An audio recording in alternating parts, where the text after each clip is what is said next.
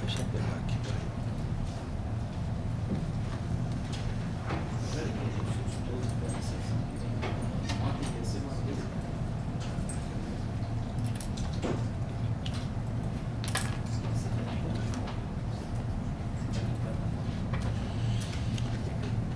Senhoras e senhores, boa tarde. A sessão está aberta. Passemos ao pregão observado a ordem regimental. Na pauta dos processos físicos, não há inscrição para sustentação oral. Então, eu proclamo que nos processos físicos, todos foram decididos em conformidade com os votos já registrados eletronicamente. E podemos passar, então, para a primeira sala, ou para as salas observadas a ordem regimental, porque acho que tem preferência de advogado. Pois não.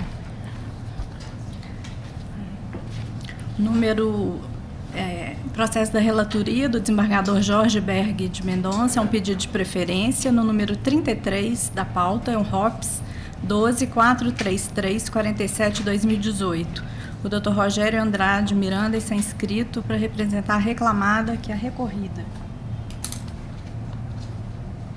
Conheço Neco, Tem a palavra do doutor. Grande Salomé. Conheço Neco. Excelência, poderia guardar? Pode, perfeitamente. Eu estou de acordo. Eu também estou de acordo. Atenção, nós nos temos do voto relator, tá? O senhor pode ir lá, chegar adiantado lá ainda. Obrigado, hein, gente, pela Nada, presença. Salomé. Até logo, boa tarde.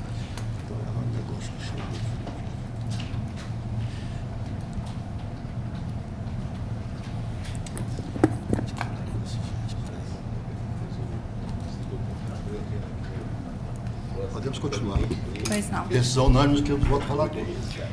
Há uma outra preferência, porém regimental, na pauta do desembargador José Murilo de Moraes, advogada de fora, número 22 da pauta, que é o RO 11.107.56/2018. Aliás, desculpa, é o 22 da pauta, o outro é outra preferência. Primeira é de São Paulo, é o 20, eu prego errado, é o 23 da pauta, que a advogada é de São Paulo. RO 11.150.11/2017. Está inscrita a doutora Maranice Maia Tripoli pela reclamada recorrente Solotrate Engenharia. Só um minutinho, deixa eu só abrir aqui. Então é o 23. Solotrate Engenharia Geotécnica e Geraldo Silva, são dois recorrentes, né? Doutora, será de São Paulo, normalmente aqui a gente lê a conclusão do voto, tá? E depois passa a palavra. Então, eu sou relator, eu estou conhecendo de ambos os recursos do mérito, provejo parcialmente da primeira reclamada para afastar da condenação as horas extras resultantes do intervalo intrajornada, determinando a dedução de 1 hora da jornada fixada na sentença. Estou tirando e deduzindo mais 1 hora de descanso. Ao do reclamante, eu estou negando provimento. Reduz o valor arbitrado da condenação para R$25.000, com custo de R$500 pelas reclamadas já pagas, devendo à Secretaria da Vara Oficial da Secretaria da Receita Federal para devolução da quantia recolhida maior. A senhora quer se manifestar, a senhora aguarde, só tem a palavra. Eu gostaria de me manifestar. Perfeitamente. Seus desembargadores, boa tarde, Ministério Público. Apenas tecer alguns comentários. Perfeitamente. Na respeitável sentença de primeira instância, o juízo invalidou os cartões de ponto apostados pela reclamada, porém os cartões de ponto não são britânicos, estão inclusive assinados pelo reclamante e demonstra não só a jornada das 22 às 5 horas, como 2 horas extras. Todas as horas extras estão apuradas nos referidos controles de ponto. Ao demais, baseou-se também no depoimento da testemunha do reclamante, a única testemunha, cujo período estava prescrito, o período trabalhado junto era prescrito. Ele mesmo reconhece que trabalhava em horários distintos e que ele trabalhou em 2 obras com o reclamante, quando o reclamante prestou serviço em mais de 16 obras para a nossa reclamada. Também no próprio depoimento dessa testemunha, ele deixa claro que o reclamante trabalhava sozinho e que ele estava dormindo no alojamento nesse horário. Portanto, ele não tinha como ver, testemunhar a jornada de trabalho feita pelo empregado, né? Então, nós invocaríamos aqui o princípio o princípio da primazia da realidade e o princípio da razoabilidade e verossimilhança que orienta o direito do trabalho, para que se valide os cartões de ponto, que sejam reconhecidos como válidos cartões de ponto apostados aos autos, até pelo próprio depoimento também da testemunha da reclamada, e que seja observada aquela jornada das 22 às 5 da manhã e com as horas extras que estão pagas nos comprovantes. Em resumo, seria esses argumentos de mérito que eu teria a fazer, Excelência. Bueno, o juiz conservou, os cartões não retratavam a realidade, mas fixou que de 19 a 7, deve ser que ele seria vigia, devia ser vigia da obra, qualquer coisa assim. 19 a 7 está razoável. E, nesse caso, né? E determinou a dedução das horas extras já pagas. Intervalo entre a jornada, como ele estava lá sozinho à noite, eu considerei que estava sendo usufruído.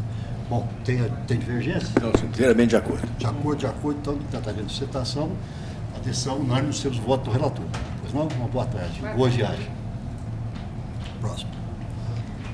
Número 22 da pauta, também da relatoria do desembargador José Murilo de Moraes. O advogado é de fora, de Belo Horizonte. O processo é o 11.107.56/2018. Inscreveu-se o Dr. Jonas Chagas pelo reclamante recorrente. Número 22.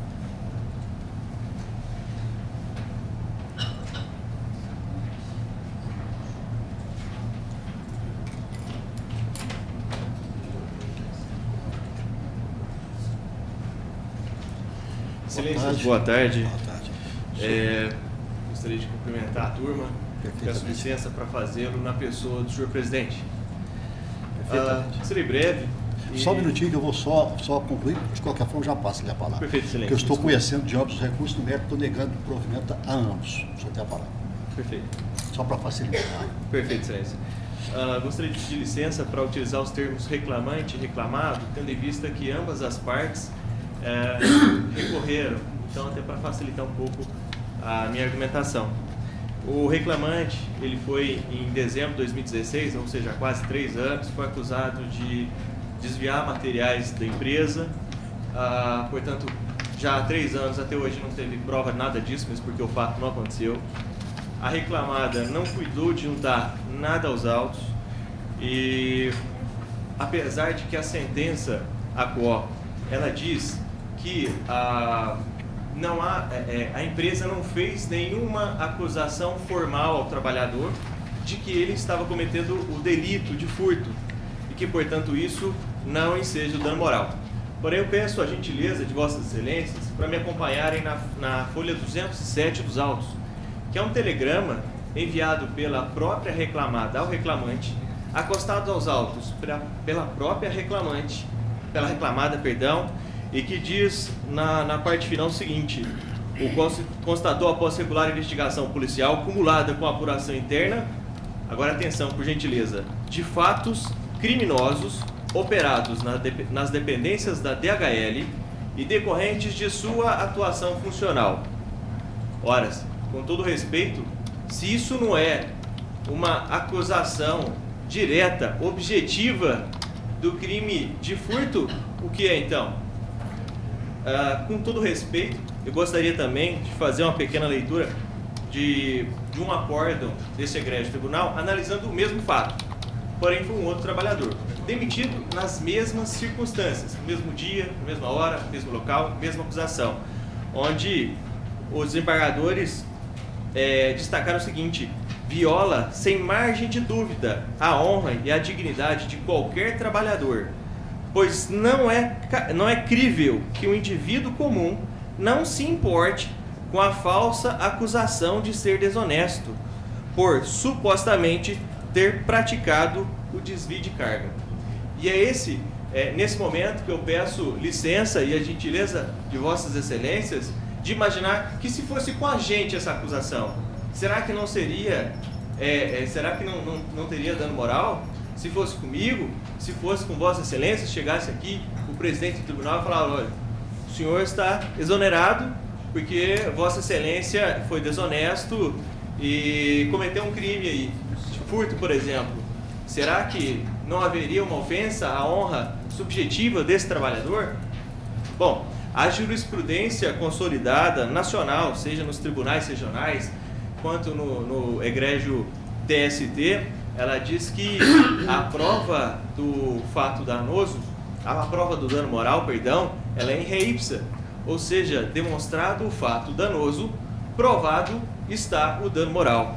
Então, eu peço a gentileza de Vossas Excelências que analisem, por favor, esse documento de folhas 207, verifiquem que realmente houve uma objetiva acusação por parte da reclamada ao reclamante de que ele é um ladrão. Essa é a acusação da empresa. Está claro? É objetivo. E, portanto, houve sim o dano moral. Outro ponto que eu gostaria de chamar a atenção de Vossa Excelência, com todo respeito, é que o princípio da segurança jurídica. Outros dois casos iguais, exatamente iguais. Mesma acusação, mesmo dia, mesmo fato, mesma hora, tudo igual, mesmo telegrama, inclusive. A outra turma desse tribunal já analisou o caso e entendeu sim que, inclusive no recurso interposto pelo reclamante, consta aí os números dos processos, e eu tive o cuidado de acostar aos autos os respectivos acórdãos. E eles dizem, além de reconhecerem que houve sim o dano moral, inclusive o trecho da decisão que eu li, e eles compreenderam que o valor de R$25 mil é razoável para compensar esse dano causado pela reclamada. Então, eu requeiro a Vossas Excelências que analise esse documento de folhas 207 dos autos e que, em homenagem ao princípio da segurança jurídica, dê provimento ao recurso interposto pelo reclamante, inclusive no valor de R$25 mil a indenização. É só isso, Suas Excelências. Muito obrigado. Boa tarde.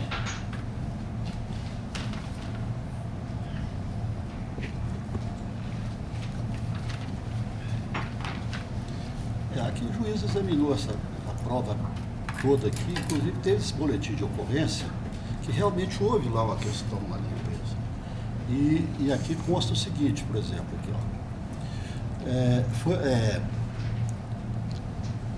foi juntado um boletim de ocorrência no qual foi registrado que durante a abordagem policial, o motorista Ricardo informou que foi abordado por um empregado da reclamada para ganhar um dinheiro, sendo que teria aceitado a proposta e passado a se comunicar via WhatsApp.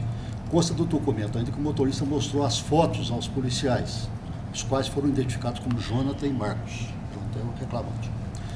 Foi registrado o boletim de ocorrência. Durante a confecção, os policiais receberam a informação de que o funcionário Igor havia se apresentado ao trabalho. Após tomar conhecimento do fato, assumiu ter sido ele que movimentou as paletes para próximo da doca de carregamento após aceitar uma proposta do Henrique para fazer isso e ganhar um dinheiro, sendo que tinha conhecimento de alguma coisa estava errada.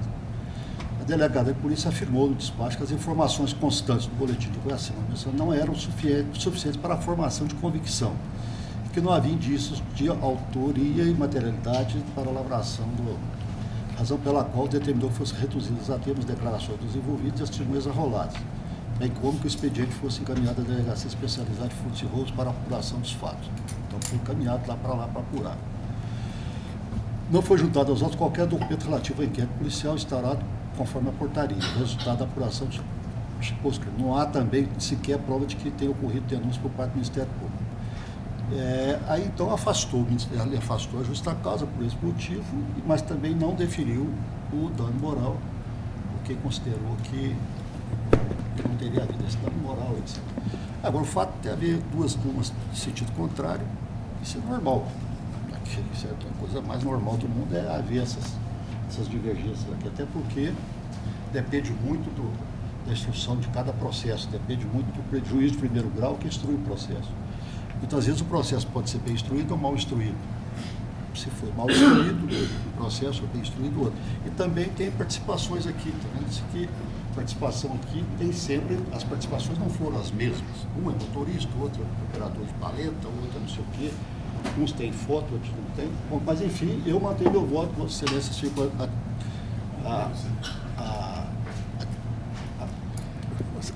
Senhor presidente, eu estou acompanhando o voto de Vossa Excelência, mas eu gostaria de fazer só um registro. Eu acho que foi muito infeliz o ilustre patrono do reclamante a fazer a comparação. Não que o magistrado seja melhor que o trabalhador comum, Sim. mas pelo fato de que são atividades que têm regramentos próprios. O magistrado, como é de sabência pública, sobretudo dos ilustres advogados, ele é regido pela NOMAN, sobretudo pela NOMAN, primeiramente a Constituição Federal, mas pela NOMAN, que traz todo o regramento, inclusive as formas de punição, as formas de instalação dos procedimentos investigatórios em favor dos magistrados, e que tem penalidades próprias. Naturalmente, dali vai surgir, claro, as consequências que o ato, assim apurado, garantir a ampla defesa, como foi nesse caso aqui também, já que é um princípio universal, constitucional. Mas então a comparação com a devida vênia foi muito feliz, ao meu ver. A questão aqui, que é regida pela CLT, como todos sabemos, as hipóteses legais, as hipóteses de violação ao contrato de trabalho, a questão da improbidade que implica a penação por justa causa, né? Ela naturalmente não segue um procedimento na esfera administrativa, no âmbito do empregador, porque a questão é que a legislação é assim. A justa causa do empregado para o empregador, ela necessita, no caso da revisão indireta, de que haja uma declaração judicial, como nós estamos examinando aqui. O caso depende de prova, depende da instrução do processo. Como todos sabemos, nós temos o antigo jargão de que o que não está no processo não está no mundo, o que não vem para o magistrado, né? Não pode, naturalmente, ser objeto de análise e decisão. Suponho que, certamente, o outro processo citado aqui tenha tido um outro iter na produção das provas e que levaram àquela conclusão. Eu só quero fazer esse registro. Também depende da composição da turma, porque cada juiz é um indivíduo. E como indivíduo, né, cada um tem a sua formação, né? E nós temos casos aqui, só para ilustrar melhor, nós temos casos aqui de processo nós adiamos 4, 5, até 6 vezes, justamente em razão de serem 3 quem examina e que nos dá trabalho, às vezes, muito mais que 20 processos. Então depende exatamente também da turma, depende dos componentes da turma, isso vai muito de formação de cada um. E também aqui, porque ao contrário, a jurisprudência toda é no sentido de que o fato da dispensa justa ser convertida em dispensa injusta em juízo não é o suficiente para caracterização de dano moral e indenização de dano moral. Depende da alegação de justa causa, depende da prova, depende de como ela foi formulada. Uma coisa é você chamar um empregado e falar que você está sendo dispensado porque houve uma suspeita de furto ou qualquer coisa. Outra coisa é você chega, o carregado chegar, você está mandado embora porque você roubou. Então, cartaz lá, é muito diferente. Pública, então, né? Depende da situação, depende de uma série de fatores aí para que gere a indenização. O só fato da dispensa injusta, a dispensa por justa causa, não. Tanto que ela é reversível e já foi reparada. Mas eu peço vênia da sustentação e mantenho o voto, a turma mantém também. Então, por unanimidade, decidiu-se em conformidade com o voto do relator. E aqui está bem explicitado também os motivos. Próximo. Agora uma sustentação oral à distância também, processo da relatoria do desembargador José Murilo, é o número 3 da pauta, que é o AP 1122-2014-503-0173, inscrita a doutora Monique Saito pelo exequente com agravante. Algar? Sim. Isso, Algar, né? Ela está pelo... Algar pelo agravante? Pelo exequente. Os dois são, né, agravantes. Eu estou com esse. Boa tarde, doutora. Boa tarde, A senhora está excelência. nos ouvindo bem aí? Sim. Então tá bem. Eu estou conhecendo de ambos os agravos. No mérito, levo provimento ao agravo da quarta executada e provejo parcialmente do exequente apenas para deixar claro que existe crédito remanescente incontroverso, conforme cálculos periciais, as folhas 1968 e 1971, pendente de liberação após o trânsito em julgado da presente decisão. Custas pelos executados no importe de 44,26. Se a senhora quiser se manifestar, a senhora tem a palavra. Excelência, concordo com a decisão proferida, eu só rogo vênia pela modificação quanto à imediata liberação, tendo em vista o pedido de tutela antecipada. Sim, mas isso aí só pode ser liberado pelo juiz da execução, uma vez que esse depósito está à disposição dele. Assim que o processo retornar, então a senhora pode fazer a petição para ele, o juiz da execução. Eu não posso liberar, nem a tua. Mas Obrigada, Excelência. Boa tarde. Não, a senhora pede para o juiz lá que ele libera, porque foi decidido aqui, ou então aguarda o retorno dos autos. Estão de acordo? De acordo. Então, decisão unânime, nos termos de voto relatório. Próximo. Agora, uma sustentação oral à distância que será realizada em Juiz de Fora, processo da relatoria do desembargador César Machado. Doutor César, deixa eu ver lá.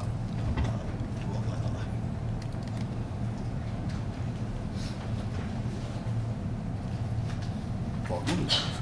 É o número 63 63, da é o pauta, primeiro aqui. que é o RO 11.997/70/2017. Daiane Brasil Center. Inscrito Senhor? o Dr. Guilherme Nogueira Santos. Doutor Guilherme, você está nos ouvindo bem aí? Boa tarde, Excelência. Ouço perfeitamente. Boa tarde, eu vou passar para o relator ler a conclusão do voto. Doutor César, por favor, conclusão. Proposta de voto, Excelência, pelo conhecimento, negando provimento. Conhecendo, negando provimento. O senhor tem a palavra. Excelência, há alguma divergência? Eu gostaria que fosse franqueado o direito de sustentar apenas diante de eventual divergência, Pois por não, gentileza. não há divergência. A decisão unânime, os termos do voto do relator, ficando prejudicado, então, a sustentação. Uma boa tarde. Muito obrigado, boa tarde a todos. Próximo. Agora, na pauta de Vossa Excelência, tem um processo adiado. Vou aproveitar que está aberto tem aqui. advogado. Ele não está presente apenas para Eu queria que ele estivesse presente. quanto à suspensão, né? Porque ele me enrolou na outra semana. Se eu ficasse esperto aqui, eu tinha sido enrolado. Então será. Porque esse caso aqui eu ia suspender o processo, aí ele levantou da tribuna dizendo que não era caso de suspensão porque não se estava questionando a convenção coletiva. Que na verdade estava se questionando o cumprimento da convenção coletiva. Nós tínhamos adiado 2, esse seria o terceiro a ser adiado, mas diante dessa informação eu falei, eu não vou suspender então, mas eu vou adiar para a próxima sessão para eu examinar melhor o processo para verificar se realmente é caso de suspensão ou não. Se fosse o caso, suspenderia. Se não fosse o caso, nós julgaremos. Eu examinei, não é caso de uma suspensão, é caso por dois motivos, são 2 casos de suspensão. Acumulação da periculosidade com insalubridade e turno de interrupto de revezamento e mais, tem um monte de coisa lá. Bom, então esse processo fica suspenso, viu? Em conformidade com a determinação do Supremo e do TST. Tem 2 motivos.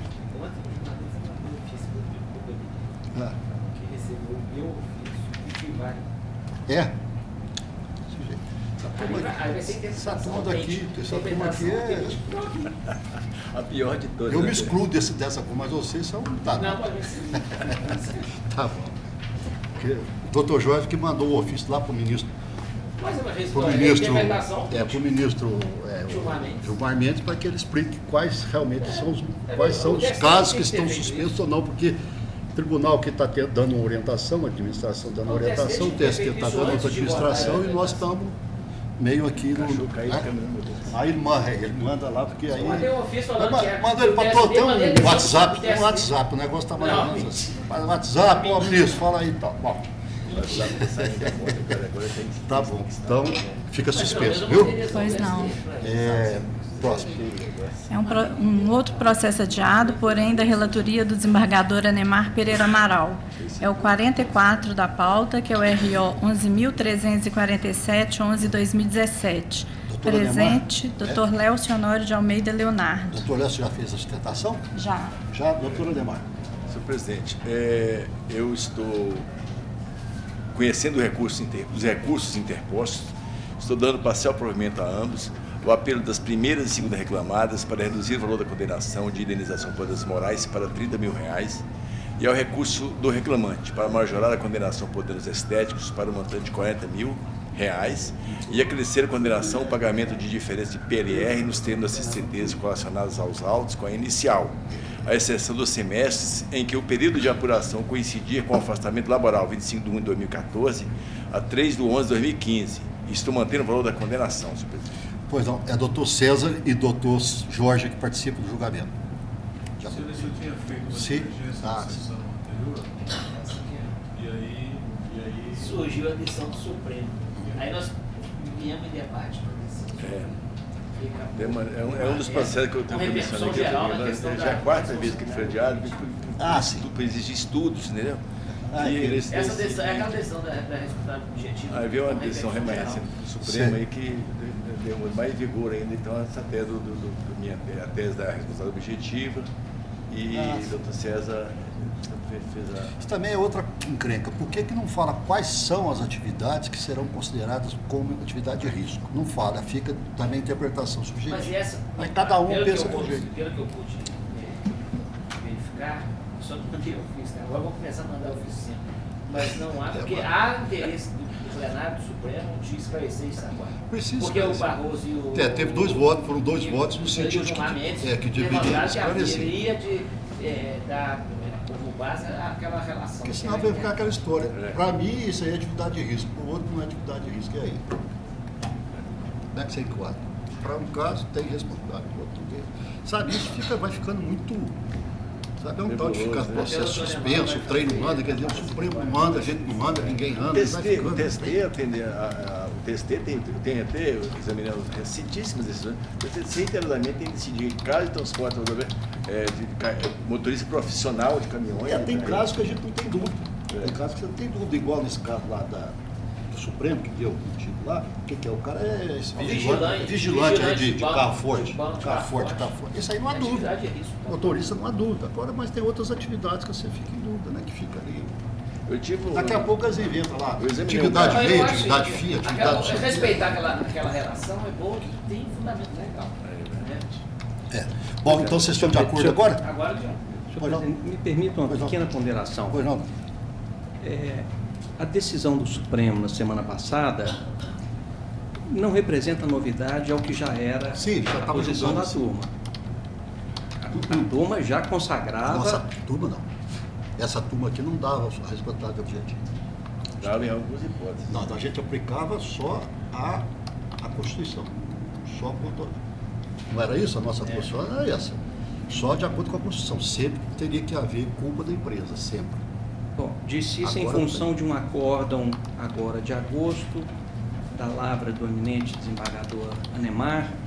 Não me lembro qual é a composição, qual foi a composição. Pode ter mas sido. É um acórdão dessa turma. Eu estava de férias, pode ser que aí quem estava me substituindo pode ter acompanhado aí. Pode ter... Na seguinte linha, a responsabilidade em se tratar de transporte rodoviário é objetiva.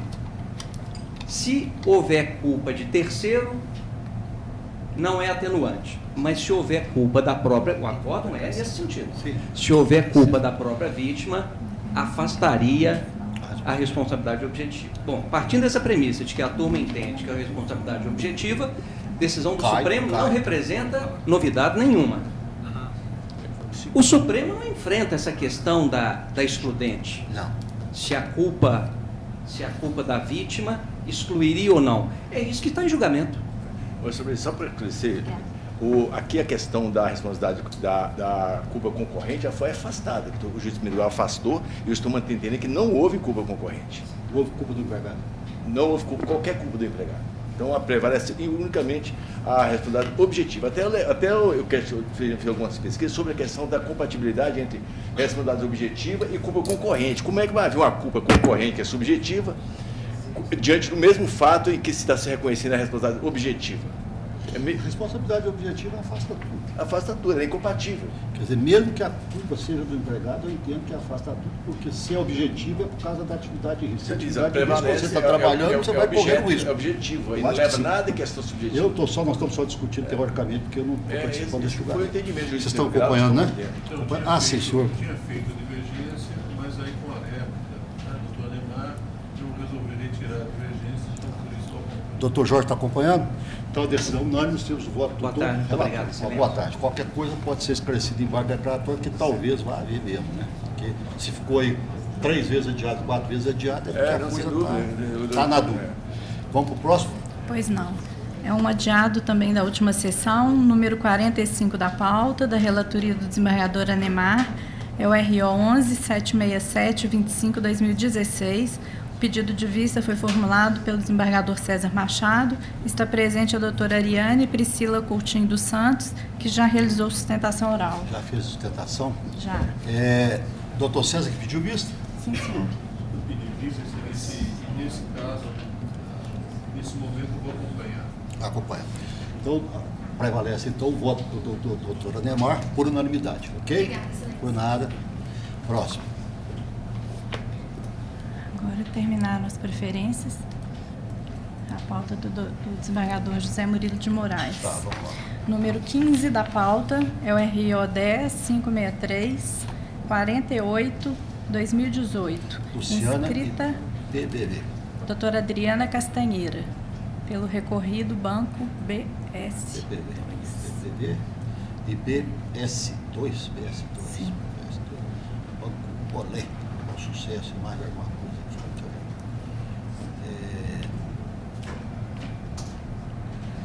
Doutora, eu estou conhecendo o recurso negando-lhe provento. Ela aguarda? Vou aguardar, perdão. De acordo. De acordo, a decisão unânime, temos o voto relator, prejudicado a sustentação. Uma boa tarde. Próximo. Número 16 da pauta é um ROPS 10.712 94-2019. Inscrita a doutora Mariana Azevedo Sena, pela reclamada recorrente. Cosimati e Walter. Vamos ver aqui. Isso aqui é ROPS, né? ROPS. Doutora, eu estou conhecendo do recurso e no mérito, negando-lhe provimento, confirmando a decisão recorrida por seus próprios fundamentos nos termos do artigo 895, parágrafo 1º, item 4 da CLT. A senhora tem a palavra. Boa tarde, seja turma, representante do Ministério Público, meus componentes. Excelência, eu vou me ater aqui a alguma questão que eu acho que até supera o próprio fato, né, do limbo previdenciário famoso e tormentoso limbo previdenciário, que até a presente data ainda não temos previsão em uma norma do nosso ordenamento jurídico, mas que tem ensejado diversas ações e condenações conflitantes entre si. Antes de adentrar até a questão do médico, gostaria de explicar alguns fatos que aconteceram aqui no caso. Trata-se de um reclamante que foi admitido pela empresa em 2012. Em 2013, ele foi afastado pela INSS, recebeu a auxílio-doença comum, e até que em 2013 ele foi, a auxílio-doença dele foi convertido para aposentadoria por invalidez, em 2013. E em 2006, a aposentadoria por invalidez. Ele procurou a empresa, solicitou que fosse dispensado, até para fins de perceber verbas rescisórias, a causa de até, né, entendendo até pela definitividade da sua aposentadoria, sem adentrar aqui na questão da nulidade da dispensa ou não, de ser lista ou não dispensa, a empresa procedeu à dispensa dele. Ocorre que em agosto de 2018, a aposentadoria dele foi cassada. Entretanto, o reclamante só bateu as portas da empresa em março de 2019. A aposentadoria dele foi cassada em agosto de 2018 e ele bateu as portas da empresa 7 meses depois. O que aconteceu? A empresa, verificando toda a documentação lá dela, realmente verificando a questão da dispensa dele, ainda seja entendida por nula, o que ela entendeu? Houve nitidamente o abandono de emprego aqui. De acordo com a súmula 32 do TST, ainda vigente, até onde sei, é ônus do empregado entrar em contato com a empresa, retornar ao trabalho em até 30 dias após o fim do benefício previdenciário. Ainda que a gente entenda aqui que a dispensa que ocorreu lá em 2006 é nula, então tudo bem, os efeitos da nulidade ex tunc, retroage até a data, né, em que foi proferida a decisão, o contrato então estaria vigente desde 2002, o reclamante aposentado por invalidez por 13 anos, cassou a aposentadoria dele, ele não voltou para a empresa. O fato é simples aqui, excelência. É simples a questão aqui. Ele não retornou no prazo que ele deveria. E a empresa foi condenada a pagar salários de todo o período, considerando um período que ele nunca esteve à disposição da empresa, ele simplesmente desapareceu. Ficou 7 meses, o direito, excelência, data dele não socorre os que dormem. O reclamante desapareceu, volta 7 meses depois, data vendo isso aqui, ficou provado na audiência de instrução. A prova oral comprovou que o reclamante nunca compareceu na empresa em data anterior a março de 2019. E ainda a empresa sofreu a condenação porque o juiz de primeiro grau entendeu o seguinte, que como a reclamada havia rescindido o contrato dele, ela não recebeu notificação do INSS de cassação do benefício. Excelência, data vendo, eu sei que eu não tenho muitos anos de advocacia, né, mas período que eu trabalho, eu advogo para diversas empresas, eu nunca ouvi falar em uma notificação do INSS para qualquer empregador, ex-empregador, órgão público ou privado de cassação de benefício. Se fosse o ônus da empresa ficar buscando quando que o benefício previdenciário de cada empregado seu fosse ser cassado, então não precisaria nem da razão de existir da súmula 32, porque a súmula 32 do TST é clara. O ônus de informar o empregador acerca do fim do benefício previdenciário é do trabalhador. Então, data vendo entendimento do juiz de primeiro grau, falou que a empresa, como ela dispensou o funcionário, ela não recebeu a notificação do INSS. Desculpa o entendimento, mas isso nunca ouvi falar, não existe norma jurídica essa previsão. Ainda que o contrato estivesse vigente, a empresa não ia receber essa notificação.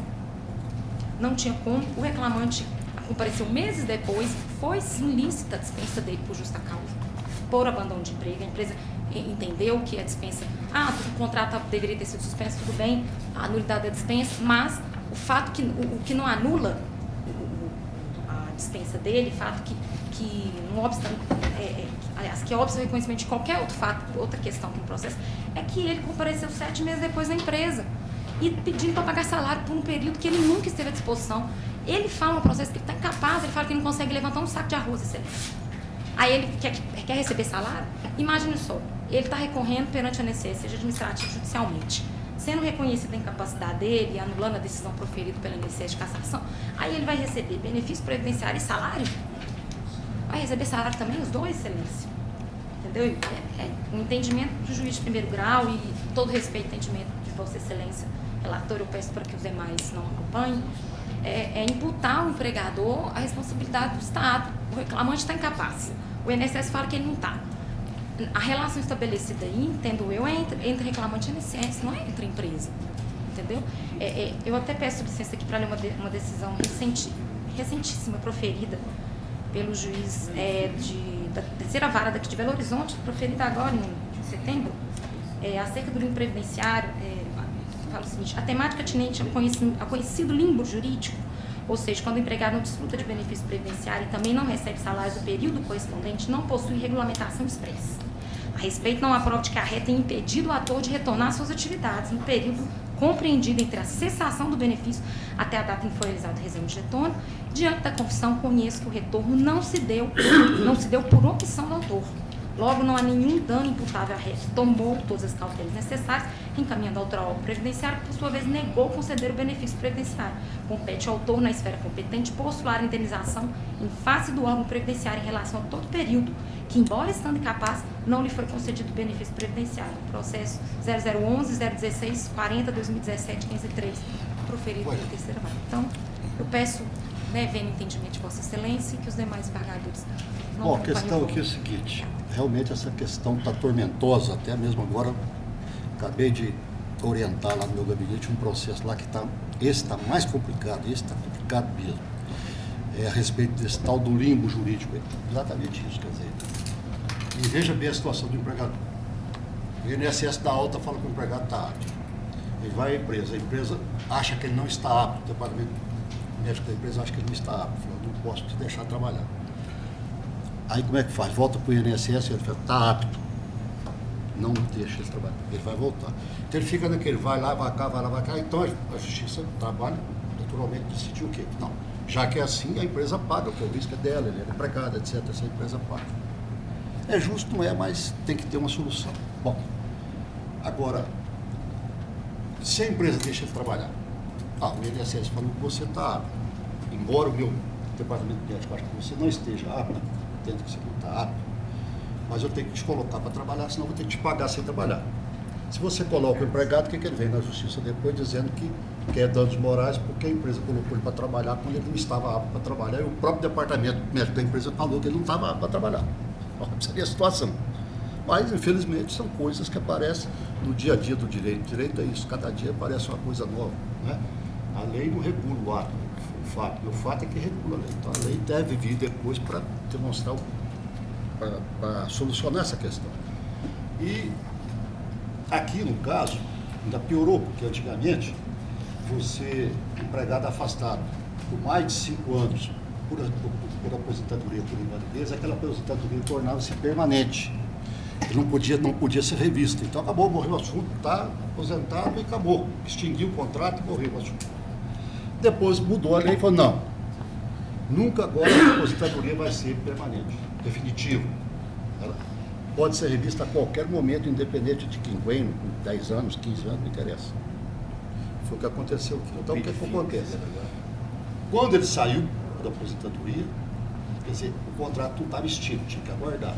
A empresa fez um acerto, como disse, ele pediu e tal, para receber lá, de garantia, não sei o que ele podia até receber. Para receber, às vezes, uma férias vencida que está lá presa. É alguma coisa assim que está presa lá, então fez para rescindir o contrato dele.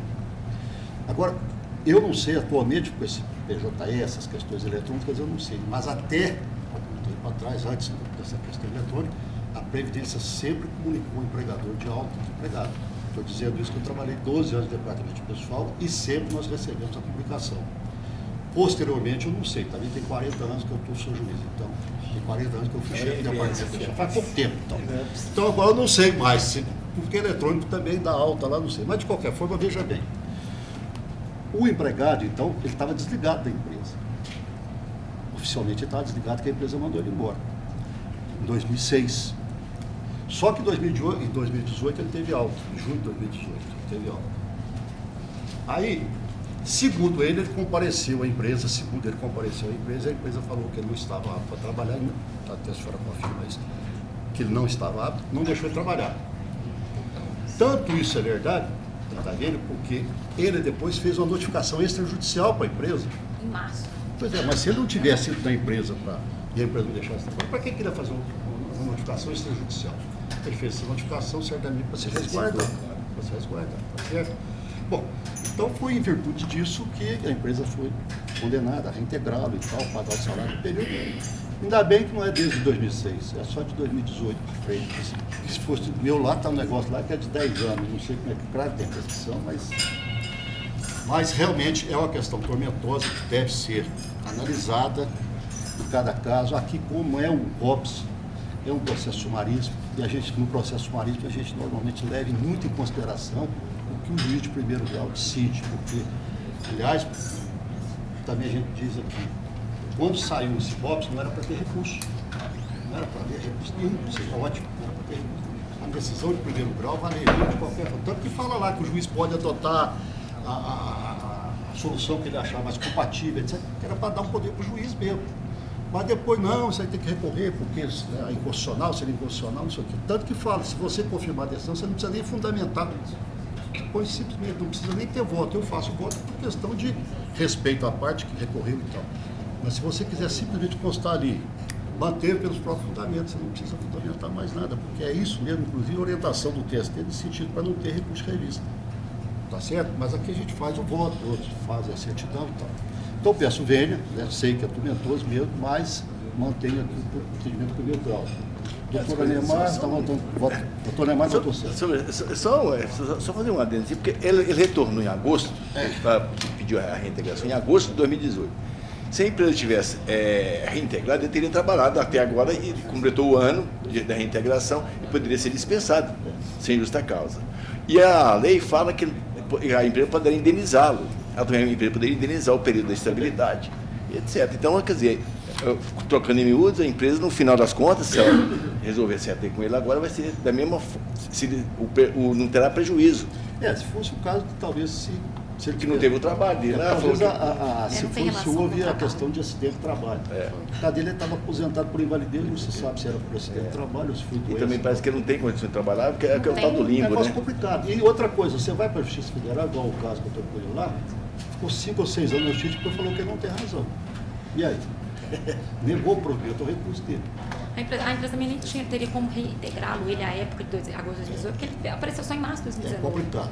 A gente fez prova em audiência. É um problema que a previdência social coloca nas costas do empregador. Infelizmente. Sempre assim. Aqui sempre a corda arrebenta para o lado do mais forte. O contrário. Bom, então está vendo a sustentação muito bem feita, viu, doutora? Mas a decisão não é nos termos do voto do relator. Tá bom? Obrigada, excelência. Nada, próximo. Número 21 da pauta, RO 10 994 93 2018. Inscritas, doutora Lívia Regiane pelo reclamante, doutora Suziana Santana pelo reclamado.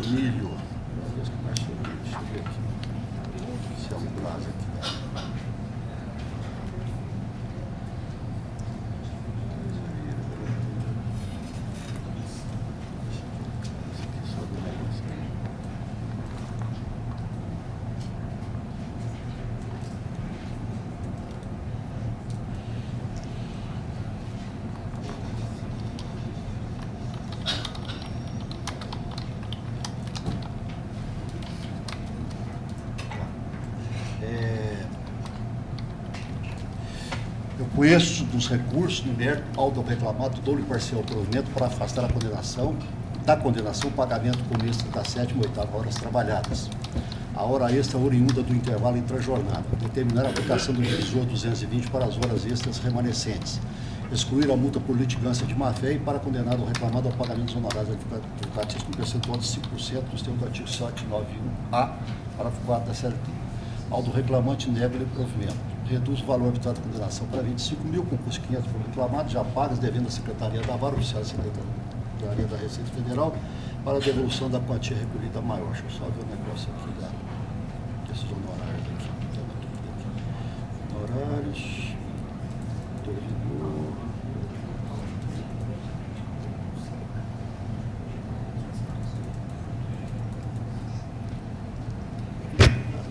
Trabalho tribunal vai estimar, depois julgado totalmente deverá o reclamado arcar com o pagamento dos honorários em favor do advogado da reclamada, do reclamante.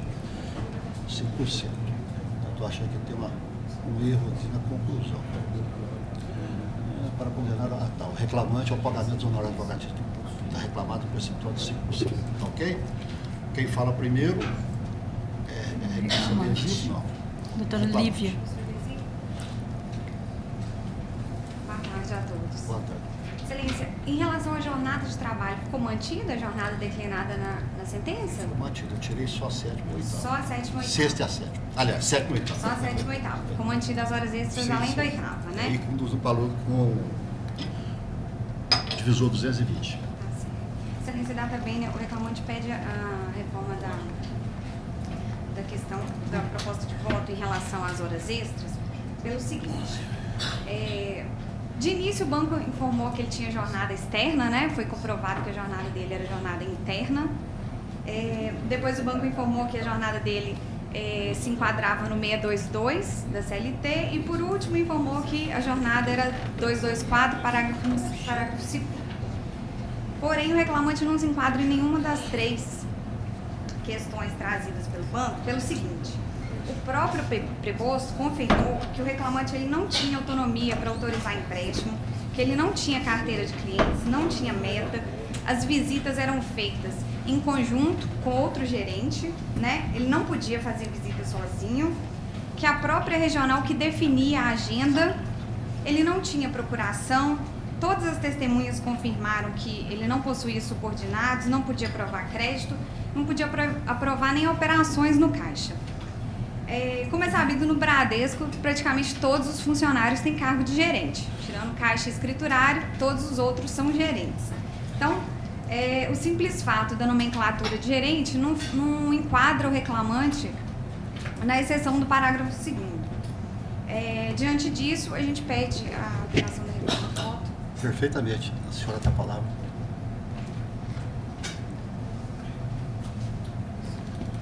Boa tarde, colega da turma. Boa tarde. Boa tarde, colegas.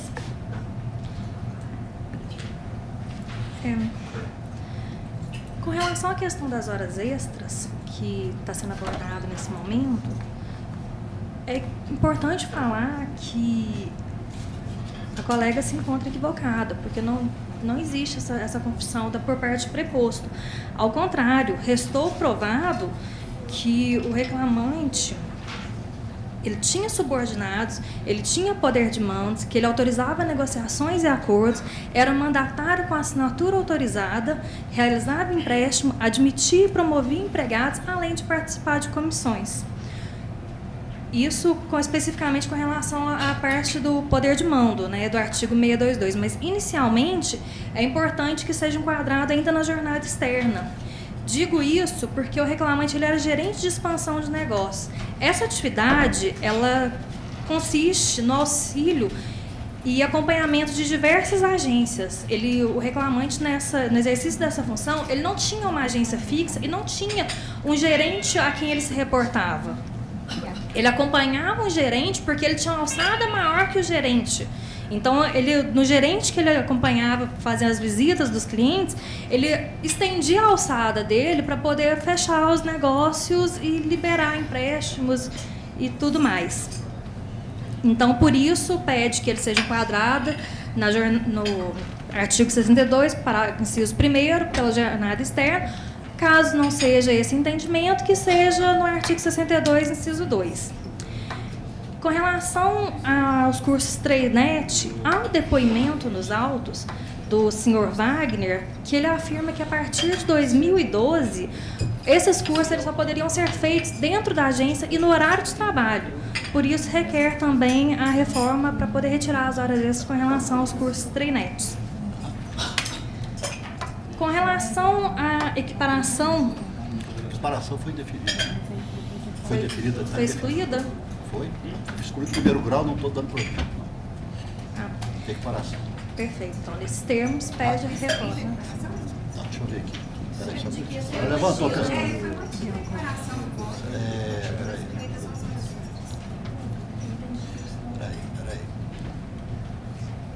Foi mantido. Discordo reclamado, tá certo. Tá certo, reclamado. Desculpa, só tem que foi mantido. Eu achei que fosse o recurso reclamante aqui, mas só tem razão. Com relação à equiparação, é importante que seja reformado porque o entendimento do juiz de primeiro grau foi com base no depoimento da senhora Norma Lúcia da Costa. Só que a senhora Norma, ela não acompanhava a rotina do reclamante para poder declarar todas as atividades do reclamante e paradigmas. Ela afirma que ela não sabia quais eram as agências visitadas pelo reclamante, pela paradigmas, não sabia qual era o porte, embora reconheça a existência de diferença de portes da agência. Então, impossível o reconhecimento com base no depoimento dessa testemunha. Sendo importante destacar também que, como dito, o reclamante ele trabalhou como gerente de expansão de negócios até julho de 2014. Passando depois para gerente de agência, enquanto o senhor Cássio, ele era gerente geral de agência, sempre trabalhando no Rio de Janeiro, ele nunca trabalhou no estado de Minas Gerais. Então, especificamente com relação a ele, já... e a questão do senhor Márcio Morelo, que ele trabalhou como gerente de agência no Serra, aqui em Belo Horizonte, enquanto o reclamante estava em Juiz de Fora. Então, eles sequer trabalhavam. A senhora Adriene, ela trabalhou na agência João Pinheiro, também aqui em Belo Horizonte. Cada um num cargo diferente. O reclamante era gerente de expansão de negócios, o senhor Cássio era gerente geral de agência, passou para gerente executivo de negócio e gerente... O senhor Márcio, ele foi gerente de agência, a senhora Adriene, gerente executivo de negócio. Ou seja, nenhum deles trabalhou na mesma localidade com o mesmo cargo do reclamante, que é gerente de expansão de negócio, motivo pelo qual pugna pela reforma com relação ao tópico, inclusive. Aqui está prevalecendo principalmente o depoimento do Wagner Luiz, trazido estes autos como prova emprestada. Ele fala que o paradigma Adriene trabalhava na mesma regional que o depoente e o reclamante, que o paradigma Cássio trabalhava em uma outra regional de Belo Horizonte, o paradigma Márcio trabalhava na regional BH Sul, todos como gerentes executivos de negócios. Os gerentes executivos de negócio exercem a mesma função, etc, etc. Então se baseou mais no depoimento desse do que no depoimento da norma. Bom, eu peço vênia de sustentação e estou mantendo. Eu também sou doutor César. De acordo com a decisão unânime, nós temos o voto relator. Uma boa tarde, senhor. Viu? Doutor, no próximo, uma advogada está presente, o doutor Kleber foi chamado numa sessão da quinta turma. Aí o senhor aguarda, doutor Kleber? Deixa esperar um pouquinho. Só esperar um pouquinho, porque daqui a pouco ele chega, tá? Só para dar um tempo, ele foi lá na outra turma ali. Vamos ter uma paciência para o advogado um pouquinho.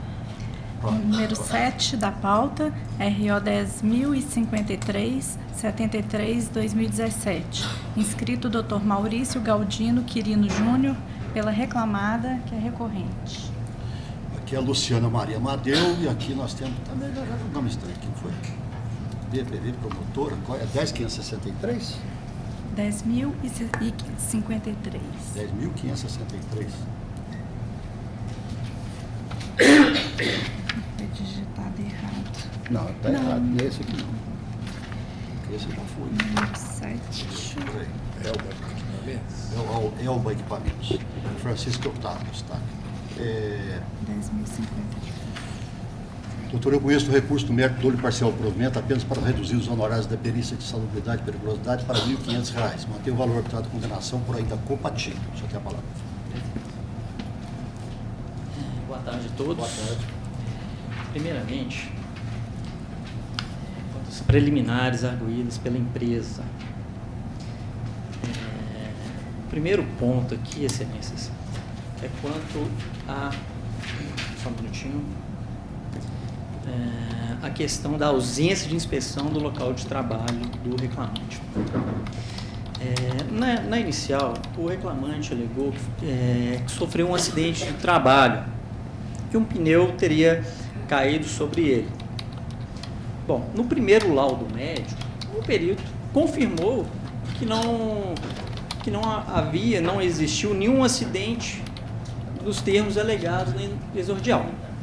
Portanto, naquele momento, o perito considerou que não havia nenhum nexo entre o suposto acidente com a da doença alegada pelo reclamante. Contudo, após 1 ano e 3 meses, já na fase de instrução processual, o reclamante anexou aos autos novos documentos. Documentos que sequer a reclamada pôde se manifestar.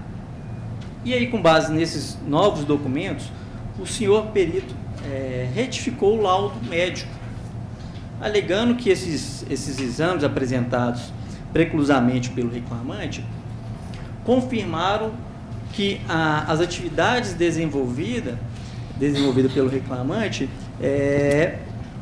geraram a doença do qual até hoje é portador. Contudo, excelência, data vênia a proposta de voto, inclusive também a questão do laudo pericial e da decisão de primeira instância, os novos documentos anexados pelo reclamante só comprovam que a doença já era pré-existente e que em nenhum momento teve o alegado acidente do trabalho. Isso não foi comprovado nos autos, excelência. Só contudo, sem qualquer motivo aparente, uma prova, uma retificação absurda da data vênia, o perito retificou o laudo, sem, contudo, visitar o ambiente de trabalho para ver se a atividade do reclamante, desenvolvida pelo reclamante, poderia realmente desenvolver a doença alegada. Primeiro, excelências, o reclamante, em nenhum momento na inicial, ele alegou que as atividades desenvolvidas em favor da empresa, essas atividades encadearam nessa doença alegada. O que a alegação na inicial foi de um acidente que não foi comprovado, tanto que o primeiro laudo demonstra isso. E outra questão, após essa retificação do laudo pericial, considerando que o perito médico ele não visitou o local de trabalho, não fez a análise minuciosa das atividades desenvolvidas pelo reclamante, a empresa requereu uma perícia ergonômica. Por diversas vezes, durante o processo, Contudo, o juiz de primeira instância, em nenhum momento analisou o pedido, por mais que a empresa tenha reiterado o pedido, e aí, de repente, a empresa foi surpreendida com a decisão. Mesmo após os embargos, o juiz falou que a empresa como se a empresa não tivesse reiterado suficientemente o pedido de perícia específica, uma perícia ergonômica. Por isso, a preliminar de cerceamento de defesa. Porque, nesse caso, a retificação do laudo, sem que o perito visitasse o local de trabalho, ela não comprova realmente o alegado pelo reclamante, excelência. Então, por isso, a preliminar é alegada pela empresa. Caso não seja esse o entendimento de Vossas Excelências, a questão até já adiantada, não existe nos autos comprovação de nexo entre o acidente alegado pelo reclamante na inicial, de que um pneu caiu sobre ele, que depois de 15 dias desse suposto acidente, ele resolveu fazer exames de imagem, procurar um médico. Isso não existe nos autos, excelência. Então, durante a elaboração dos laudos, os questionamentos feitos, restou comprovado que as alterações, a doença na estenose lombar do reclamante foram comprovadamente degenerativas. Não existe qualquer ligação com o suposto acidente. Tanto que até desde 2013, da época do seu afastamento, a doença padece com o reclamante. Então, excelências, está vendo a proposta de voto, pede-se para que seja anulada a sentença, para que o processo seja retornado para a primeira instância, para que seja deferida a prova pericial específica quanto à perícia ergonômica, para avaliar o ambiente de trabalho do reclamante.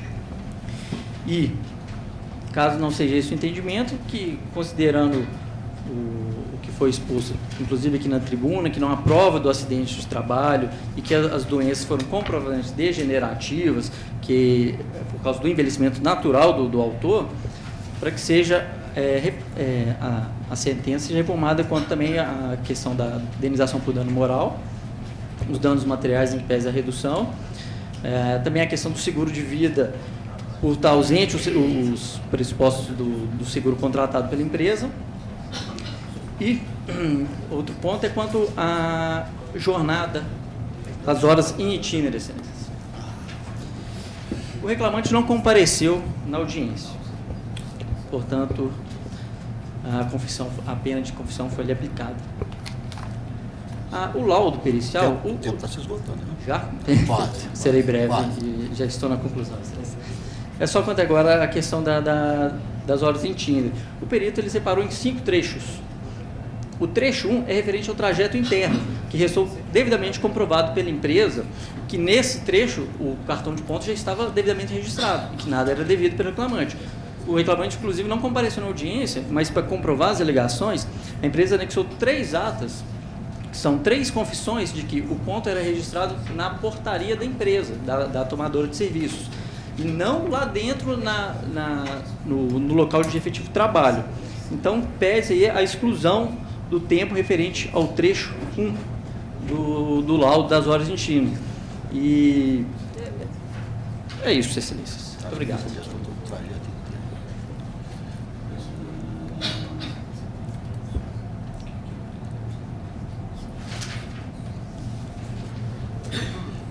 Bom, essas questões foram todas examinadas aqui no processo, a questão de documento juntado de documento foi o documento que o perito pediu, que são relativos a exames médicos e exames complementares que o perito pediu. A nulidade da perícia, eu não vejo problema da perícia, foi feito o segundo laudo, ratificando o primeiro.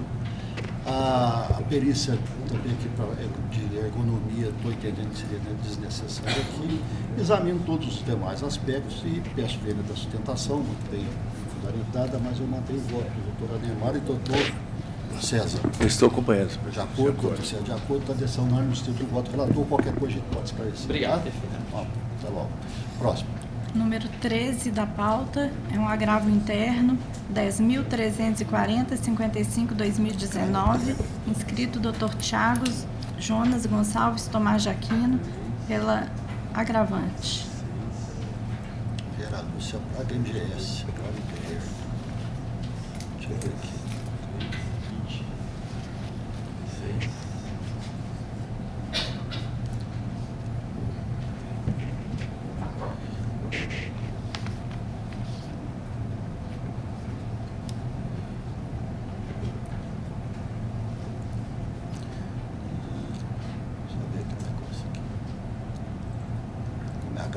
Foi um agravante para autorização, levantamento de valores incontroversos, a necessária motivação da dispensa.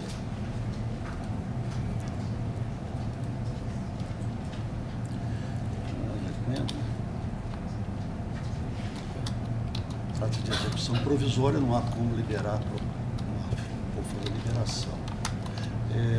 Seguintes arestas aqui, eu falei.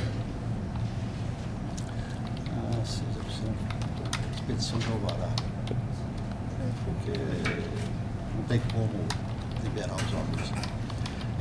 Eu estou mantendo a decisão agravada, estou negando provimento ao agravo inteiro. Deixa eu ter a palavra. Excelência, uma boa tarde. Boa tarde. A todos os desembargadores, colegas aqui presentes. Trata-se então de uma execução provisória ajuizada em prol de uma empregada pública que foi dispensada por suposta justa causa. Estabelecido contraditório, restou provado a inexistência do fato gerador de sua dispensa. Então, o fato tendo sido confirmado por um acórdão, e a empresa recorreu, primeiro por meio do agravo, aliás, pela revista e posteriormente agravo de petição, que se encontra pendente de análise no colendo do Tribunal Superior do Trabalho, a questão fática que resta superada, uma vez que os recursos para a instância superior, como se diz, não podem adentrar no mérito dessa questão fática. Então, Excelências, em razão disso, apresentei a execução provisória, com fulcro nessa alteração processual 520, 521, né, incisos primeiros lá do CPC, autorizam então o recebimento, né, de parcela aí controversa por conta e risco do exequente. Então, fundamentei com base nisso, Vossa Excelência, ao receber o agravo de petição, e voltando então, o juiz, né, da 25ª indeferiu sob pretexto de que não pode haver o levantamento de depósitos recursais enquanto não houver o trânsito em julgado. E a decisão monocrática de Vossa Excelência foi no mesmo sentido. Eu vou ler aqui rapidamente, abre aspas, peço vênia, só para demonstrar o posicionamento de Vossa Excelência e depois as minhas teses, né? Então, abre aspas, sendo assim, aliás, trata-se de execução provisória. Sendo assim, não pode haver liberação dos depósitos recursais, pois, até o parágrafo 1º do 899 da CLT, tal só pode se dar após o trânsito em julgado da decisão recorrida, fecha aspas. Data máxima vênia, Excelência, como já expus, existe então a nova previsão no CPC. E a minha tese central é no sentido de que o artigo 899 da CLT não esgota o que estou aqui a pedir, que seria a liberação dos depósitos recursais, a liberação da parcela incontroversa por conta e risco do exequente. Não há que se falar aqui em caução, como tem a hipótese no CPC, uma vez que é verba alimentar. Então, se existe a previsão de autorização no CPC, e se o 899 da CLT autoriza a execução tão somente até a penhora, então há uma omissão no que tange a possibilidade de se executar por meio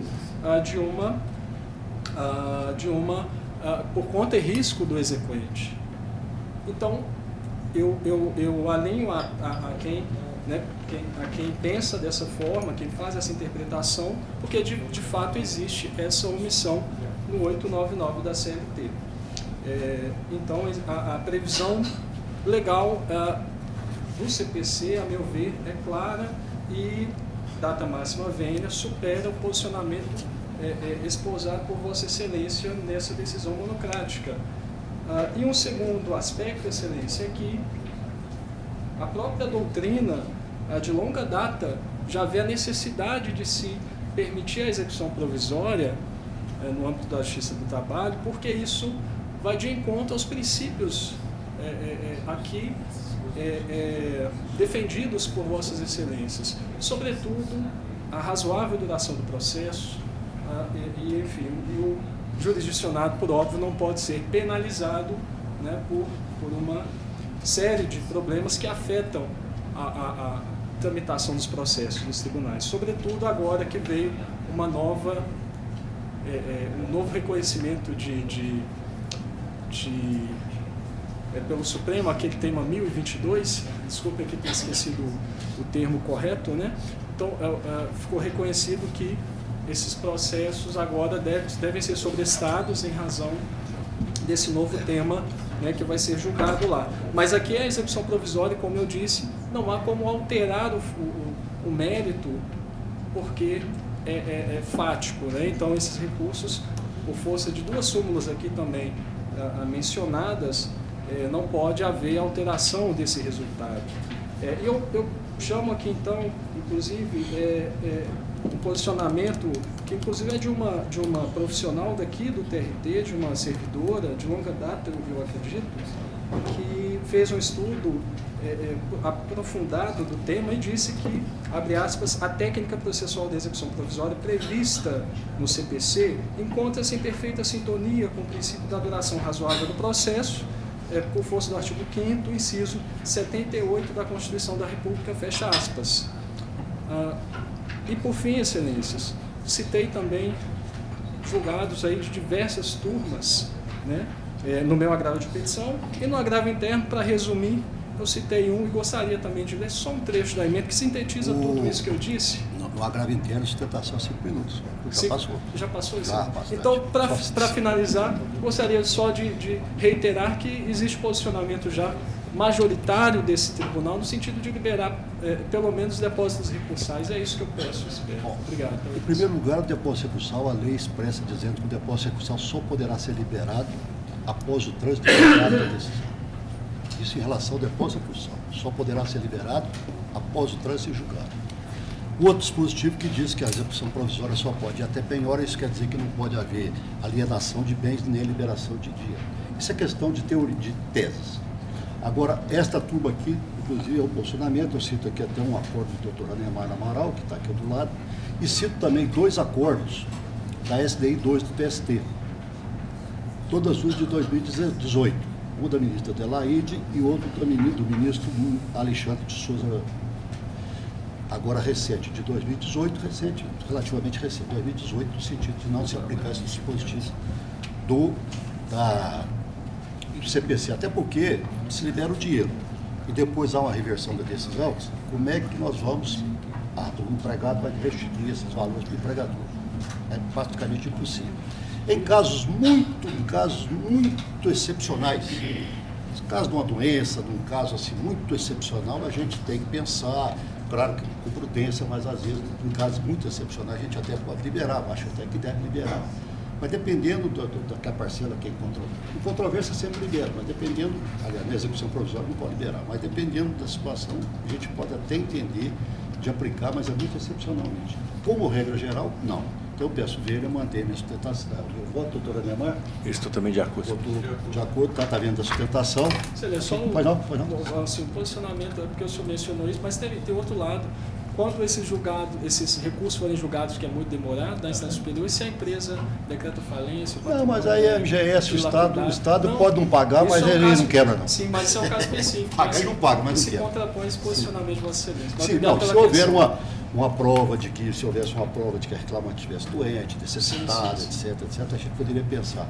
Mas aqui no caso, né, a MGS paga, isso aí o Estado paga, o Romeu Zema paga, dá um jeito lá. Mas eu estou brincando, mas de qualquer forma, se fosse um caso excepcional, nós poderíamos, mas só excepcional, né? Tá? Boa tarde, próximo. Número 18 da pauta é o RO 10.878, 40/2018. Inscritos presentes, Dr. Kleber Alves de Carvalho, pela reclamante, doutora Suziana Santana, pelo reclamado.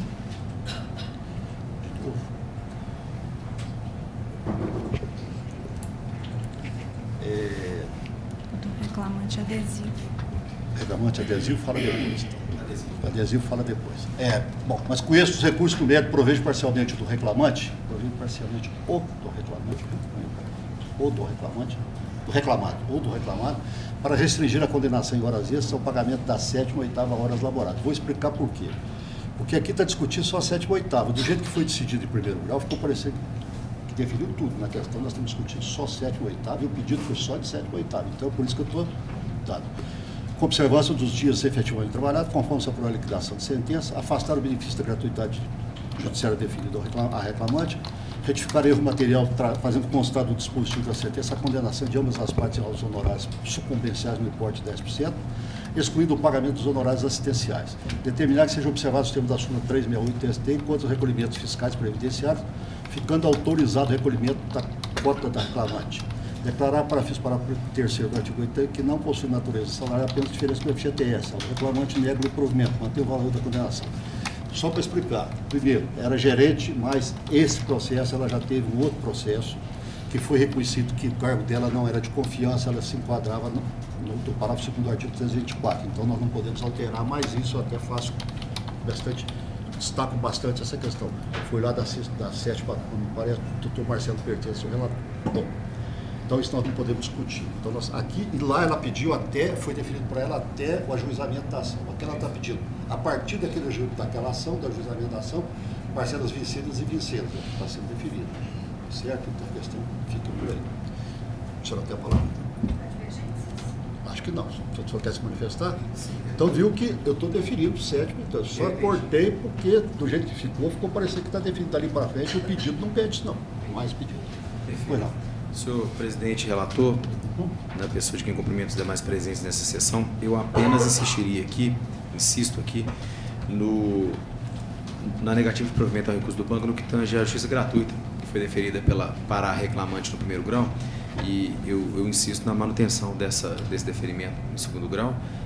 Apenas isso. O nosso recurso ordinário adesivo é só reflexo em PLE. Aí a questão dela aqui também é a seguinte, ela está trabalhando, é bancária, gerente, ganhou a 6ª e a 7ª hora. Se ela for beneficiada da justiça de trabalho, acho que beneficiada da gratuidade judiciária, todo mundo vai ser, todo mundo inteiro, já está vendo. Então eu peço ver e manter aqui. Doutora Neymar, estou de acordo. Doutor Célio. Decisão unânime, seu voto relator, boa tarde. Muito obrigado e bom trabalho. Tchau. Próximo. Número 17 da pauta é o RO 10.749-32-2017. Inscrito Dr. Pietri Uber de Jesus, pela recorrente que é reclamada. Tudo é recorrente, tudo hoje. Deixa eu abrir aqui. Inscrição feita hoje.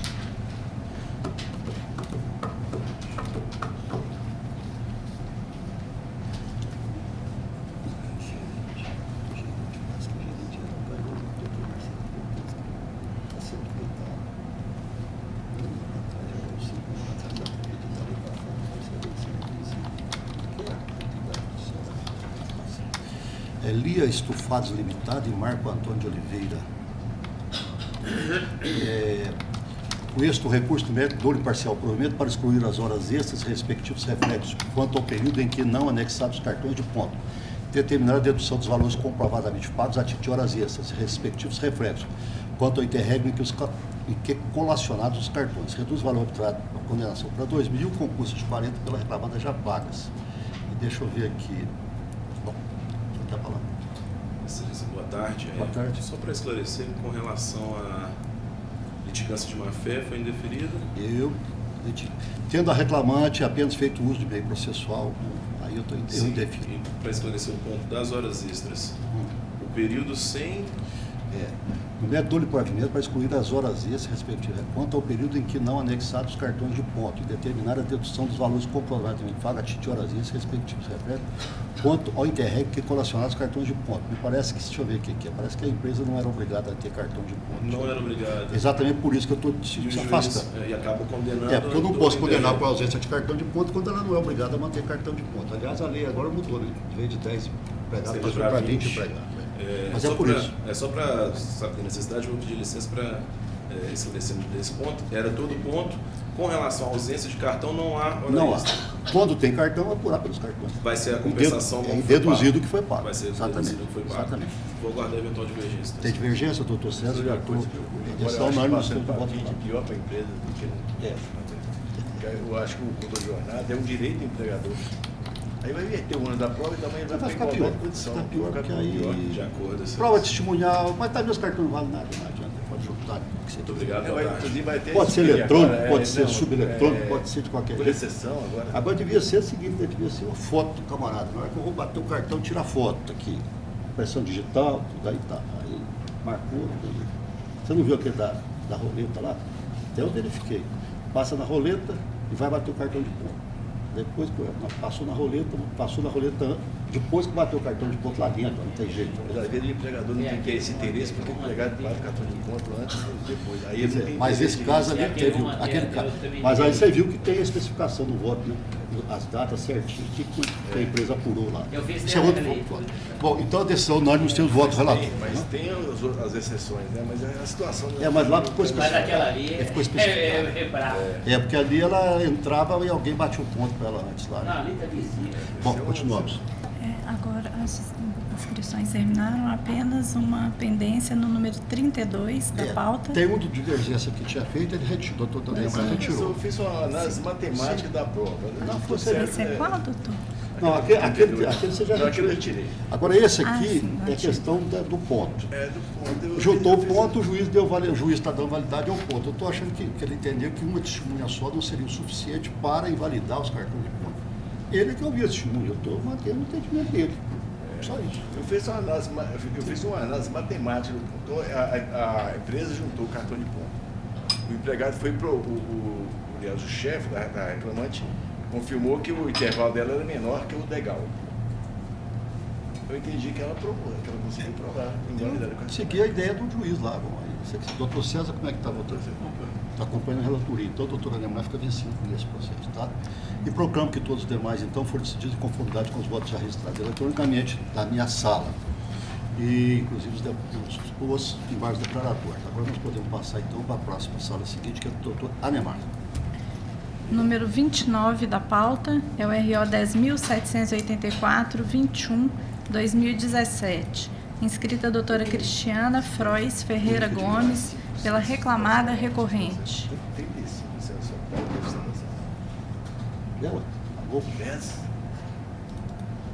10.700... Ah, desculpa. Achei que tivesse perguntado. O que você falou pela hora? Eu não reclamar nunca do nosso trabalho. O rapaz, quando eu vi jogando aqui fora, aqui no balancinho. Sei, mas... Não, tá mais ou menos. Não, se tivesse equipamento, nós temos que dar uma olhada. Parece que tá um capacete de ciclista, um negócio assim. Aqui é revendedor de bebidas Multi-Minas Limitada e Prêmios, tá, né? Boa tarde, doutor. Doutor, lembrar, por favor, conclusão. Revendedora de bebidas. Eu estou conhecendo o recurso interposto, dando de provimento para decotar a combinação das horas extras e intervalos interferidos na origem. Estou vertendo uma sucumbência fixada, custos pelo reclamante fixado sobre o valor da causa isenta, honorários sucumbenciais a cargo do autor, no hipótese 5%, sobre o valor dado à causa, que ficam em condição suspensiva nos termos do parágrafo 4º do artigo 791 da CNT. Coloca o parágrafo para mim, por favor. Parágrafo 4º. Bom, a senhora aguarda, né? Doutor, a senhora fala pela empresa, não é isso? Ah, então tá certo. Doutor Anemar, doutor César e doutor Jorge. Estão de acordo? Então a decisão unânime fica prejudicada a sustentação, ok? Boa tarde. Próximo. Do doutor Anemar não há mais inscrição. Não? O que é isso? É porque todos os meus são para você. Ah, não, senhor. Hoje eu acho que a sua pauta foi a mais carregada. 35%. As pessoas advogados estão confiando no meu voto. Não, que negócio é esse? Sustentação. Hoje eu acho que a sua pauta e a do César são as maiores. Tá bom. Então, proclamo que todos os demais processos do doutor Anemar foram decididos em conformidade com os votos já registrados eletronicamente, inclusive os EVs. Ok? Voto assim, que eu vou jogar esse, o juiz mandou pagar tudo, funcionando tudo. Eu queria que esses votos também aparecessem lá, justiça lá, não é? Tá bem. Não é assim não. Não é assim também não. Não é assim também não. Entendeu? Não, essa turma que não é assim, é diferente. A turma. Bom, então, doutor César, né? Doutor Sim. César também está carregado. Processo da relatoria do desembargador César Machado. Número 42 da pauta, RO 11.024-02-2017. Inscritos e presentes, doutor Igor Pereira de Faria, pela reclamante, doutora Ariane Priscila Coutinho dos Santos, pelo reclamado. Deixa eu só abrir aqui.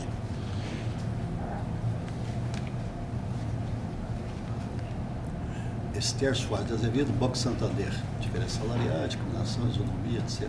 Doutor César, conclusão, por favor. César. Conheço do recurso com provimento parcial ao apelo do réu para excluir a condenação do pagamento de diferenças salariais e, consequentemente, das diferenças de horas extras reflexos deferidos no processo 0010-533. Provimento parcial ao recurso do reclamante para determinar que os créditos trabalhistas a partir de 25 de março de 2015 seja feita pelo IPCA. Pois não, quem que é aqui o primeiro recorrente? O reclamante, doutor Igor. Doutor Igor, você tem a palavra. Sim, excelência, boa tarde.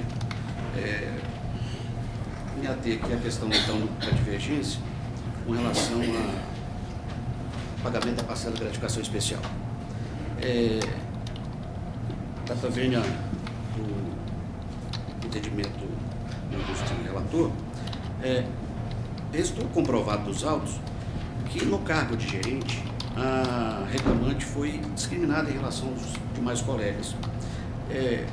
Consta da decisão de piso, a quem reputa que lapidar essas razões, que no período imprescrito, a exemplo dos funcionários José Neto, Adilson Fernandes Lobo e Gilmar José Pedra, a reclamante, no cargo de gerente do banco, ele percebeu remuneração na parcela salário base, um valor inferior aos demais colegas. Não só esses três, que foram destacados pela eminente juíza sentenciante, mas também todos aqueles que a reclamante indicou na exordial. Para isso foram juntadas as fichas financeiras desses funcionários, que em contraponto à ficha financeira da reclamante, se percebe essa discriminação. Tem espaço aqui, excelência, no nosso entendimento, a aplicação da súmula 261 do TST. A alegação do banco para pagamento de salários diferentes é que essas pessoas vieram de instituições diferentes. Só que, ao assumir esses empregados oriundos de empresas incorporadas, o banco assumiu o risco do negócio, né? Então, o que ele deveria ter feito? Deveria ter feito a unificação no piso salarial. O que se reclama é o piso salarial, né? Independente da gratificação de função. É o piso salarial a matéria controvertida. Com relação a essa matéria, a outra sexta turma já teve a oportunidade de julgar, julgamento da lavra do relator doutor Anemar Pereira Amaral, no RO 0300-2010-10503, que é exatamente no mesmo sentido, também envolvendo um outro gerente. Então, data vênia do entendimento do desembargador relator, a reclamante pede vênia para que seja mantida a sentença por seus próprios e jurídicos fundamentos. Com relação ao pagamento da parcela gratificação especial, embora não tenha sido objeto da divergência, o reclamante colacionou, junto com suas contrarrazões, novos documentos, para tanto indicando o artigo 435 do CPC, onde comprova que o banco continua a pagar essa gratificação especial mesmo nos dias de hoje. Estamos trazendo um termo de rescisão contratual de 2 do mês de fevereiro de 2019. Então, estou me antecipando apenas para fazer a menção à juntada desses documentos, que entenderam que seriam documentos novos, para fazer contraponto à arguição do banco, no sentido de que somente pagou essa indigitada parcela até o ano de 2012. Então, estamos trazendo comprovação do pagamento do ano de 2012, do ano de 2013, do ano de 2014, confissão de preposto que em 2015 pagou para o gerente de relacionamento, a exemplo da reclamante, comprovação do pagamento do ano de 2016, a própria testemunha ouvida a rogo da autora, ela própria recebeu a parcela, e também esse último pagamento de fevereiro de 2019. Portanto, com relação à parcela salário base, com a devida vênia, pede que seja mantida a sentença por seus próprios e jurídicos fundamentos, entendendo que alicerçada nas provas são suficientes. Ok. Doutora, por favor. Excelências, boa tarde. Boa tarde. Vou me ater à questão da parcela da diferença salarial com base no salário base. Inclusive, por já conhecer o entendimento da turma a respeito da gratificação especial, eu estive aqui na semana passada, já sustentei a respeito, então... É só reiterar, reitero a sustentação oral anterior. Agora, com relação a essa questão do salário base, é interessante notar que na inicial o autor alega que o pagamento do salário base era igual para todos os funcionários do reclamado, desde o escriturário caixa até o superintendente do reclamado. Aí em seguida diz que todos os funcionários do incorporado Banco Real, de escriturário ao diretor, recebiam o mesmo valor do salário base ordenado, independente da função exercida. Portanto, não há que se falar em prova de identidade funcional, pois não se trata de pedido de equiparação salarial. O autor está se baseando numa alegação de que o salário base de todos os funcionários do Banco Real eram idênticos e quando foram todos os bancos incorporados em 2011 pelo Banco Santander, haveria aí uma diferença de salário base para os cargos. Ocorre que a autora ela é a origem do Santander Meridional, então sequer se aplicaria a tese relacionada à questão de que no Banco Real o salário base era idêntico para todos os funcionários. Ainda assim, essa tese ela não deve prevalecer. A juntada das fichas de registro dos paradigmas indicados pelo próprio autor demonstram que a tese ela é totalmente indevida. Por exemplo, cito aqui 2 funcionários que eram origem real. A senhora Carmen Silva, em 2002, recebia um salário de R$ 2.422,44, enquanto o senhor Adilson Lobo, em 2002, recebia um salário de R$ 3.855,78. Sim. Não, porque ele fez sustentação. É exatamente por isso. Ele sustentou essa parte para que seja mantida, para não ter. Aí eu estou deixando ela falar também, porque ela está rebatendo o que ele falou. Exatamente. Então, os próprios documentos dos autos demonstram que não havia identidade do salário base. E mesmo em relação aos funcionários de origem Santander, o senhor Geraldo, o senhor Flávio Godinho, a senhora Flávia Valadares, demonstra que não havia identidade de salário base, inclusive os paradigmas indicados tinham funções aqui totalmente distintas da autora, trabalhavam em lugares diferentes, o nível da função era completamente diferente. Então, gostaria de requerer realmente seja mantida a proposta de voto do eminente relator, em razão da prova documental constante dos autos. Ok, está vendo? Eu estava sustentando que ele sustentou fazendo a contrariedade. Isso, exato. Doutor César, bom, eu estou de acordo, doutor César, deixa eu ver aqui, doutor Jorge, doutor Jorge de acordo, eu também estou de acordo, está vendo a sustentação. Prevalece o voto do relator por unanimidade. Próximo. Número 51 da pauta, RO 11.305.32/2016. Inscrito Dr. Caio Gabriel Ferreira Marcondes, pela reclamante. Pelo reclamante. Pelo Clebson, reclamante, que é o recorrente. Petrobras. Clebson Petrobras. Só um minutinho, deixa ele vestir ali.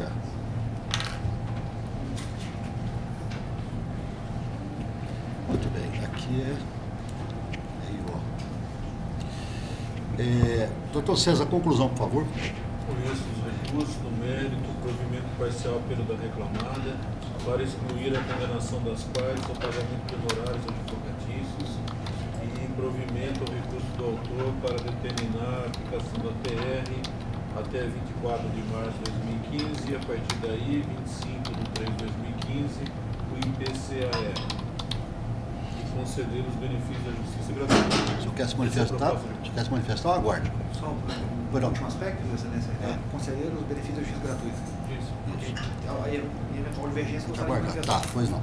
Doutor César, doutora Neymar, doutor Jorge, eu também estou votando de acordo, fica prejudicada a sustentação e prevalece o voto do senhor relator por unanimidade. Boa tarde. Próximo.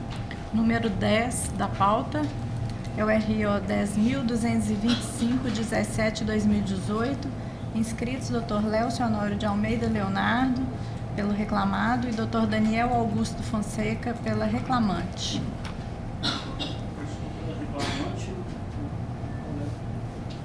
Dr. Léo. Cadê o doutor Léo? É ele que estava esperando? Não. Ele estava sentado ali agora. Ele deve ter ido ao banheiro, será? Eu imagino que sim. Vamos aguardar só um minutinho. Vamos guardar um minutinho. Pode chamar a próxima, então. Pois não. É o número 45 da pauta, que é o RO 11.119.42/2016. Inscritas e presentes, doutora Merielle Albuquerque Silveira pelo reclamante, doutora Cristiana Moreira Martins de Almeida pela reclamada. Número 45. Então, ver. Tudo bem? Está vindo lá. Mas agora não vamos fazer os seus. Meu aqui, precisa chamar. Nivaldo e Desban, votação do palco, né? Doutor César, conclusão, por favor.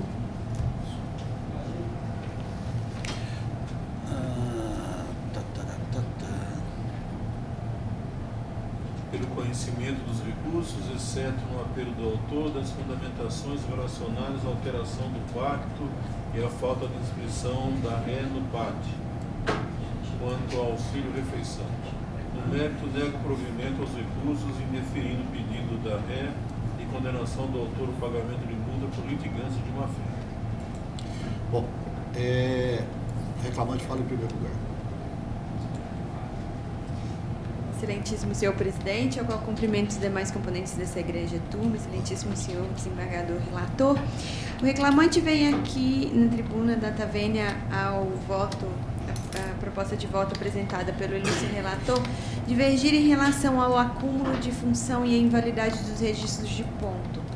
Restou devidamente comprovado nos autos a questão que o ponto não era corretamente registrado pela prova testemunhal, inclusive o desconhecimento do preposto quando disse que não desconhecia a jornada inicial e final do reclamante. Consideramos então uma confissão em relação à jornada apontada na petição inicial, o que desde já requer que as horas extras pleiteadas ali sejam deferidas. Em relação ao acúmulo de função, restou pela prova documental juntada aos autos, muito bem a gente explanou na inicial, bem como no recurso apresentado, o reclamante acumulou as atividades de analista de investimento com analista de risco de crédito e ainda com um cargo chamado administrador estatutário tecnicamente qualificado.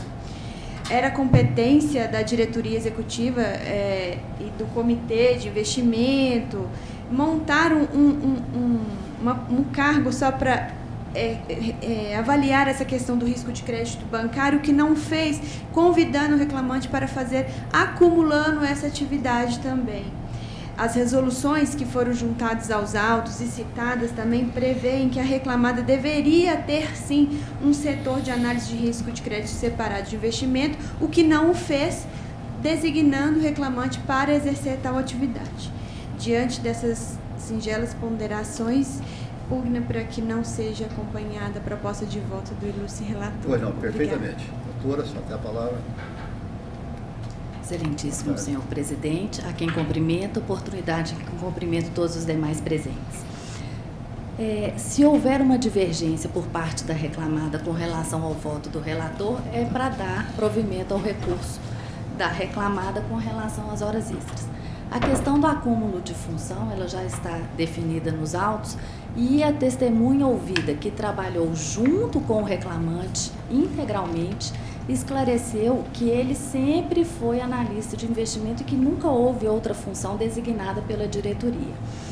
Além disso, como decidiu a sentença de primeiro grau, não houve nenhuma, durante o pacto laboral, o reclamante não comprovou nenhuma discrepância entre as atividades por ele desenvolvidas e a função que ele desempenhava na reclamada.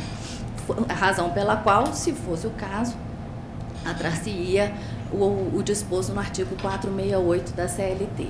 Com relação ao EQT, que é o segundo acúmulo que ele pleiteia, também ficou devidamente comprovado nos autos que esse cargo ele tinha que ser exercido e era exercido pela senhora Isis, que era membro da diretoria executiva da reclamada, inclusive respondendo civil e penalmente pela sua função e pelas suas atribuições. Por essa razão, o acúmulo de função há que ser afastado as definitivas nos autos. Com relação às horas extras, O reclamante, no depoimento dele, ele reconhece que o único motivo pelo qual ele faria horas extras seria por conta do acúmulo de função. Então, partindo do pressuposto que o próprio reclamante reconhece que a única razão para ele fazer horas extras seria o acúmulo, e se esse acúmulo inexiste, não haveria horas extras a serem pagas. E mais, o reclamante, ele reconhece na instrução que ele utilizava o tempo que ele ficava dentro do banco para desenvolver atividades particulares. Ele resolvia problema com o contador da empresa da esposa, ele resolvia problemas de faculdade, ele resolvia problemas do prédio onde ele morava, no qual era síndico. Então, na verdade, sequer as horas extras que foram deferidas têm lastro nos autos, porque o próprio reclamante reconhece, inclusive pediu uma perícia para demonstrar qual era o tempo que ele gastava em atividades fora não relacionadas à empresa durante o contrato de trabalho. Então, o que pretende a reclamada é que seja mantido o desprovimento ao recurso do reclamante e dado provimento ao seu para afastar as poucas horas extras que foram deferidas. Perfeitamente. Justiça. Essas questões estão bem examinadas no voto do senhor relator. Eu estou acompanhando, o doutor Jorge está acompanhando também. A decisão, então, é unânime nos seus votos relator da Tavena das Sustentações. Ok? Próximo. Boa tarde. Número 10 da pauta é o RO 10.225.17/2018.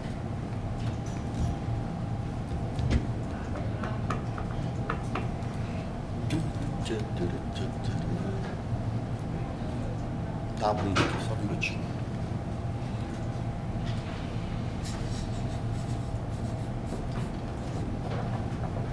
O doutor Jorge retirou a divergência, tá bom? Tá, aquela, né? Acho que está certo. Bom, Biocor e Juliana. Deixa eu só ver aqui um negócio. Quem fala primeiro lugar aqui? Para reclamar de tempo do recurso, O recurso é só da empresa. Doutor César, conclusão, por favor. Senhor presidente, me desculpe. Esse processo está sob segredo de justiça.